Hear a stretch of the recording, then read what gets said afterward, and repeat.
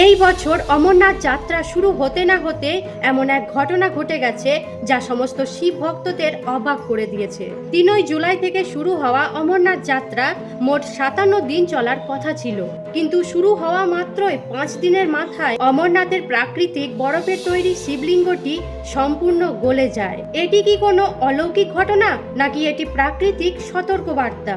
বৈজ্ঞানিকভাবে দেখলে অমরনাথের বরফের শিবলিঙ্গ কোনো মানুষের তৈরি শিবলিঙ্গ নয়। এটি সম্পূর্ণ প্রাকৃতিকভাবে তৈরি, যা গুহার ছাদ থেকে পড়া জলের ফোঁটা থেকে ধীরে ধীরে জমে তৈরি হয়েছে। তাই গরমের সময় এটি গলে যাওয়া একটি স্বাভাবিক প্রক্রিয়া। তবে বিশেষজ্ঞদের মতে গত কয়েক বছরে হিমালয় অঞ্চলের তাপমাত্রা ধীরে ধীরে বেড়ে চলেছে, ফলে আগের তুলনায় বরফ এখন খুব তাড়াতাড়ি গলে যাচ্ছে। তাই প্রকৃতিকে রক্ষা করুন, কারণ প্রকৃতি আর ঈশ্বর দুজনকেই আলাদাভাবে দেখা যায় না।